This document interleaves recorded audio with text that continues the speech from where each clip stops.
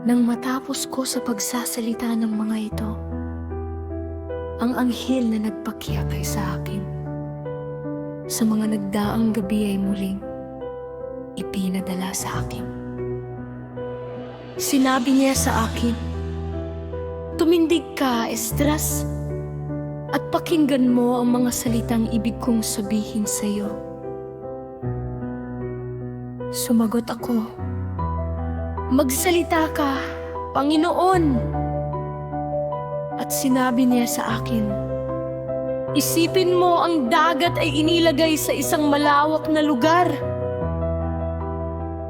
upang ito ay maging malalim at malawak.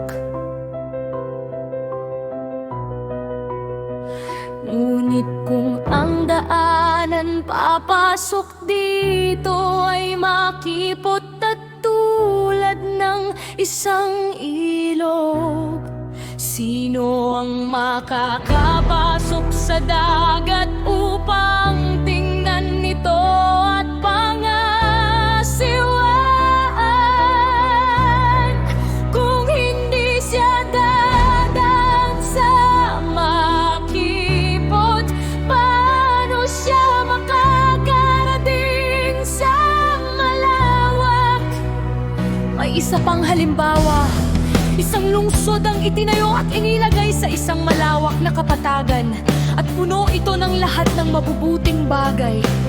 Ngunit ang pasukan nito ay makipot at nakalagay sa isang mapanganib na lugar na madaling mahulugan, na para bang may apoy sa kanan at sa kaliwa naman ay malalim na tubig. At iisa lamang ang landas sa pagitan nila, sa pagitan ng apoy at tubig. Napakakipot na isang tao lamang ang maaring dumaan ng paisa-isa. Kung ang lungsod na ito ay ibinigay sa isang tao bilang mana, ngunit hindi niya dadaanin ang panganib na nakaharang dito, paano niya matatanggap ang mana? At sinabi ko, "Tama po, Panginoon." At sinabi niya sa akin, "Gayon din naman ang bahagi ng Israel,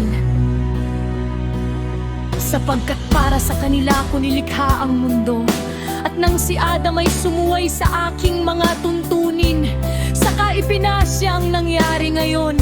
Kaya't ang mga daan papasok sa mundong ito ay naging makipot, puno ng kalungkutan at hirap, mga ilan at masasama, puno ng mga panganib at napaka-painful.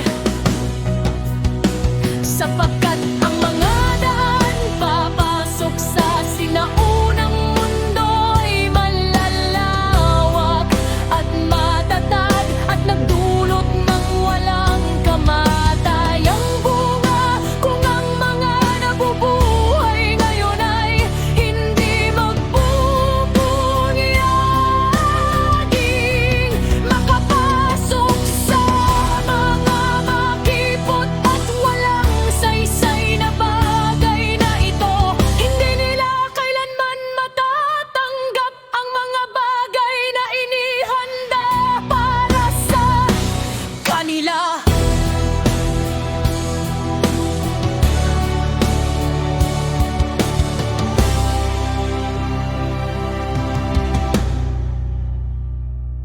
Ngayon, bakit ka nababagabag? Gayong ikaw ay isang tao lamang na nasisira.